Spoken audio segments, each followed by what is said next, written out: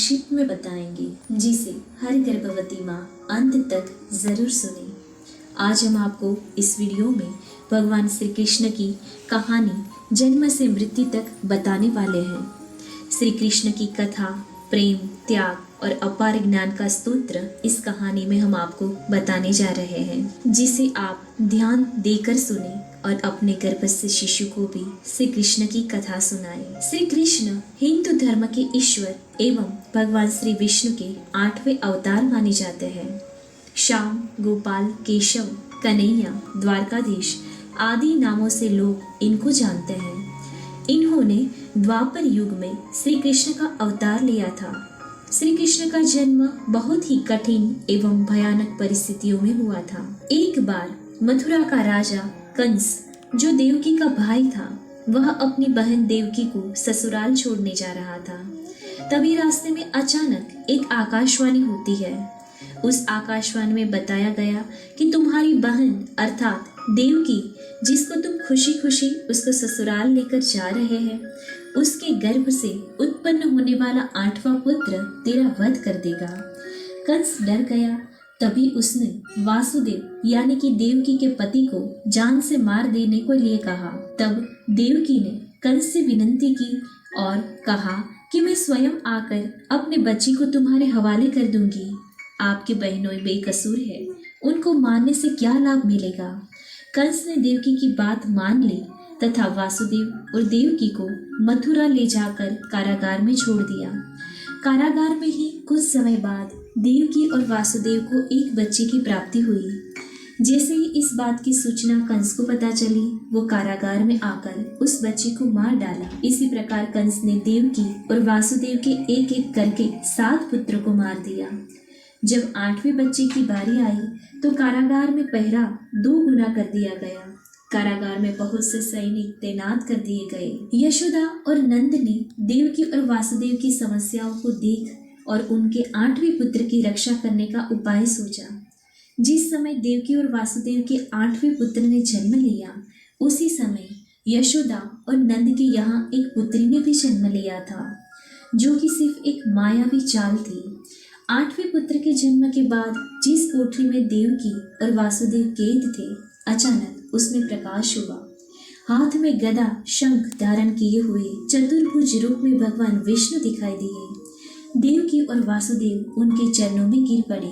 तभी भगवान ने कहा, मैं बच्चे का रूप पुनः ले लेता हूँ। तुम मुझे लेकर अपने मित्र नंद के पास जाकर रख दो और उनके यहाँ जन्मी पुत्री को लाकर कंस के हवाले कर दो। मुझे ज्ञात है इस समय यहाँ का वातावरण ठीक नहीं है, फिर भी तुम चिंता न करो। तुम्हारे जाते समय कारागार के सारे पहरेदार सो जाएंगे।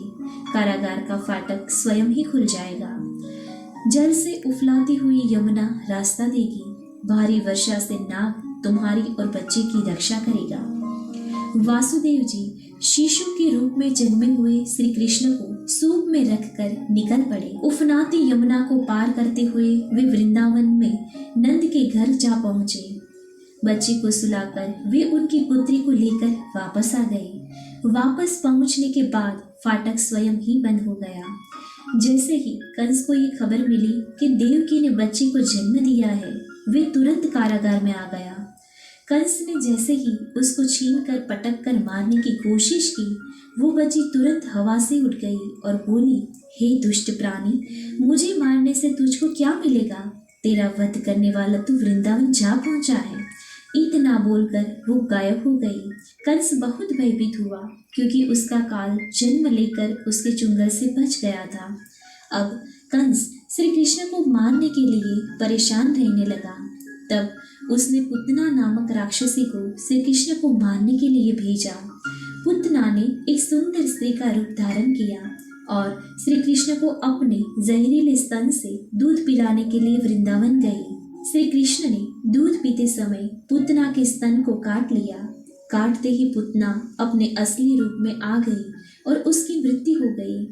जब इस बात की सूचना कंस को मिली तो वो उदास हुए, चिंतित होने लगा।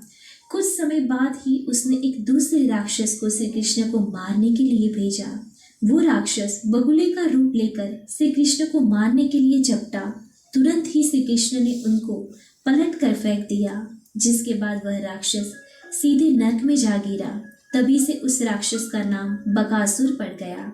उसके बाद कंस ने कालिया नाग को भेजा। तब श्री कृष्ण ने उनसे लड़ाई की और बाद में वो नाग के सर पर बांसुरी बजाते हुए नृत्य करने लगे। तत्पश्चात वहां से कालिया नाग भी चला गया। इसी प्रकार श्री कृष्ण ने कंस के अनेकों राक्षसों का वध कर दिया। जब कंस को लगा कि अब राक्षसों से ये नहीं हो पाएगा, तब कंस खुद ही श्री कृष्ण को मारने के लिए निकल पड़ा। दोनों में युद्ध हुआ और श्री कृष्ण ने कंस का वध कर दिया। इस प्रकार श्री कृष्ण ने विजय पाया। अब हम सुनते हैं श्री कृष्ण की रासलीला। श्री कृष्ण गोकुल में गोपियों के साथ रासलीला रचाते थे और अपनी बांसुरी बजाते थे। सभी गोकुलवासी पशु पक्षी आदि उनकी बांसुरी की धुन सुनकर बड़े ही खुश होते थे और उनको ये आवाज बहुत ही प्रिय लगती थी। गोकुल में राधा से श्री कृष्ण प्रेम करते थे। यहाँ से श्री कृष्ण की प्रेम कहानी भी शुरू हुई थी। जैसे जैसे श्री कृष्ण बड़े हो रहे थे, वैसे वैसे उनकी शिक्षा का भी समय नजदीक आ रहा था। श्री कृष्ण का अज्ञातवास समाप्त हो रहा था तथा अब राज्य का भी व्यय हो रहा था। इसलिए श्री कृष्ण और बलराम को शिक्षा दीक्षा के लिए उज्जैन भेज दिया गया। उज्जैन में दोनों भाइयों ने संदीपनी ऋषि के आश्रम में शिक्षा और दीक्षा प्राप्त करना प्रारंभ कर दिया। उसी आश्रम में श्री कृष्ण की मित्रता सुदामा से हुई। वे घनिष्ठ मित्र बन गए। उनकी मित्रता के चर्चे काफी दूर दूर तक थे। शिक्षा दीक्षा के साथ साथ अस्त्र शस्त्र का भी ज्ञान प्राप्त हुआ और वे वापस आ गए तथा द्वारिकापुरी के राजा बन गए। मध्य प्रदेश के धार जिले में अमजेरा नामक एक कस्बा है। वहाँ उस समय का राजा भीष्मक का राज्य था। उसके 5 पुत्र तथा एक बेहद ही सुंदर पुत्री थी। उसका नाम रुक्मणी था। वो अपने आप को श्री कृष्ण को समर्पित कर चुकी थी। मन ही मन वे कृष्ण को प्रेम करने लगी थी। जब उसको उसकी सखियों द्वारा यह पता चला कि इसका विवाह तय कर दिया गया है, तब रुक्मणी ने एक वृद्ध ब्राह्मण को हाथों श्री कृष्ण को संदेश भिजवा दिया। जैसे यह संदेश श्री कृष्ण को प्राप्त हुआ, वे वहां से तुरंत ही निकल पड़े। श्री कृष्ण ने आकर रुक्मणी का अपहरण कर लिया और द्वारिकापुरी ले आए। श्री कृष्ण का पीछा करते हुए शिशुपाल भी आ गया, जिसका विवाह रुक्मणी से तय हुआ था। द्वारिकापुरी में दोनों भाइयों श्री कृष्ण और बलराम की सेना तथा शिशुपाल की सेना के साथ भयंकर युद्ध हुआ, जिसमें शिशुपाल की सेना नष्ट हो गई। श्री कृष्ण और रुक्मणी का विवाह बहुत ही धूमधाम और विधि विधान पूर्वक किया गया। श्री कृष्ण की सभी पटरानियों में रुक्मणी का दर्जा सबसे ऊपर था। श्री कृष्ण महाभारत के युद्ध में धनुर्धर अर्जुन के रथ के सारथी भी बने थे।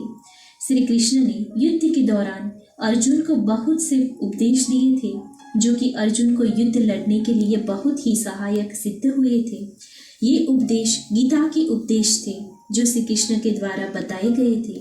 भगवान श्री कृष्ण ने इस युद्ध में बिना हथियार उठाए ही इस युद्ध के परिणाम को सुनिश्चित कर दिया था। महाभारत के इस युद्ध में अधर्म पर धर्म ने विजय प्राप्त करके पांडवों ने अधर्मी दुर्योधन सहित पूरे कौरव वंश का विनाश कर दिया था।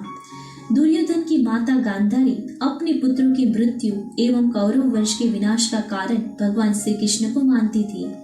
इसीलिए इस युद्ध की समाप्ति के बाद जब भगवान श्री कृष्ण गांधारी को सांत्वना देने के लिए गए थे, तभी अपने पुत्रों के शोक में व्याकुल गांधारी ने क्रोधित होकर श्री कृष्ण को यह श्राप दे दिया कि जिस तरह मेरे कौरव वंश का नाश और विनाश आपस में युद्ध करके हुआ था, उसी तरह तुम्हारे भी यदुवंश का विनाश हो जाएगा। इसके बाद श्री कृष्ण द्वारिका नगरी चले गए। महाभारत के युद्ध के लगभग 35 वर्षों के बाद भी द्वारिका बहुत ही शांत और खुशहाल थी। धीरे धीरे श्री कृष्ण के पुत्र बहुत ही शक्तिशाली होते गए और इस तरह पूरा यदुवंश बहुत ही शक्तिशाली बन गया था। ऐसा भी कहा जाता है कि एक बार श्री कृष्ण के पुत्र सांब ने चंचलता के वशीभूत होकर दुर्वासा ऋषि का अपमान कर दिया था, जिसके बाद दुर्वासा ऋषि ने क्रोध में आकर सांब को यदुवंश के विनाश का श्राप दे दिया था। शक्तिशाली होने के साथ ही अब द्वारिका में पाप एवं अपराध बहुत ही अधिक बढ़ गया था। अपनी खुशहाल द्वारिका में ऐसे माहौल को देखकर श्री कृष्ण बहुत ही दुखी थे। उन्होंने अपनी प्रजा से प्रभास नदी के तट पर जाकर अपने पापों से मुक्ति का सुझाव दिया, जिसके बाद सभी लोग प्रभास नदी के किनारे पर गए। लेकिन दुर्वासा ऋषि के श्राप के कारण वहां पर सभी लोग मदिरा के नशे में डूब गए और एक दूसरे से बहस करने लगे। उनके इस बहस ने गृह युद्ध का रूप ले लिया, जिसने पूरे यदुवंश का नाश कर दिया। भागवत पुराणों के अनुसार ऐसा माना जाता है कि श्री कृष्ण अपने वंश की विनाश लीला को देखकर बहुत ही व्यथित थे। अपनी इसी व्यथा के कारण ही वे वन में रहने लगे थे।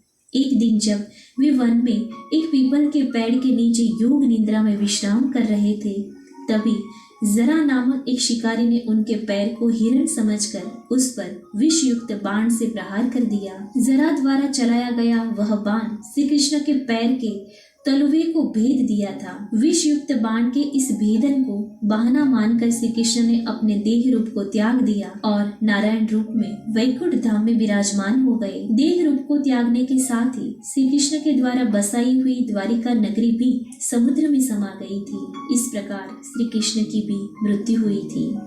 ये थी श्री कृष्ण की पूरी जीवन की कथा। आशा रखते हैं कि आपको श्री कृष्ण की यह कहानी जरूर पसंद आई होगी। धन्यवाद।